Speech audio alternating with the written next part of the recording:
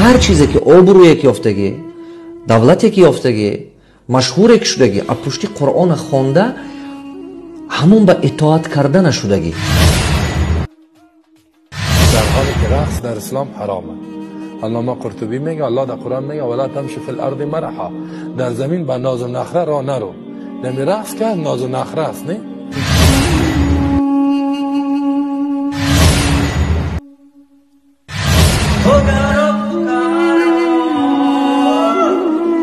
तुमने मुझे प्यार किया है, मैंने तुम्हें प्यार किया है, मेरे लिए प्यार करे. من هر چیزی که یافتگیم حیاتم با پشت قرآن خواندنم یافتگی. هر چیزی که آبرویی که یافتگی، دولتی که یافتگی، مشهوری که شدگی، از پشت قرآن خوانده همون به اطاعت کردن شدگی.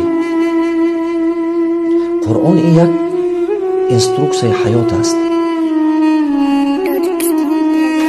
این برای جوانان سرودی چوبندوسی. همه کسا شاگردای جورای ما کسی چوبندو نمارمد سرود خوبی ها اسکندر چوبندوز بیا.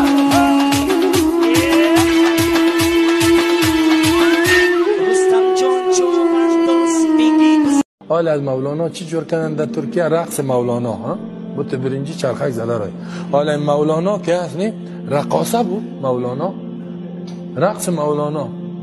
من یک دفعه سعی کردم گفتم می آدم هستن یا بت هستن؟ گفت نه آدم هست، بت واری خود جور کرده. گردنش اینه تو چرخک میزنه. این رقص چیست؟ رقص مولانا.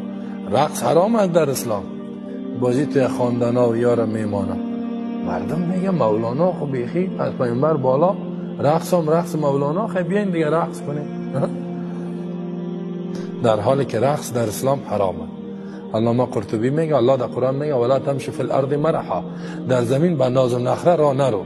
نمی رقص که ناز و نخره است، نه؟ این توی قسم خود جور میکنن. تا که ناز و نخره نکنی رقص نمیشه. تا که تو ناز و نخره نکنی رقص نمیشه. رقص ممنوع است. حالا در عروسی ها زنا چی میگن؟ در عروسی که رقص نکنیم که چاره میشه؟ توبه. میخیزانه پیرا حتی یک زن 80 ساله را تو بخی یک شربته بازو میخیزه، خب یک ذره سوسو شور میخوره، خیر ببینی خدا خیرت بده خدا.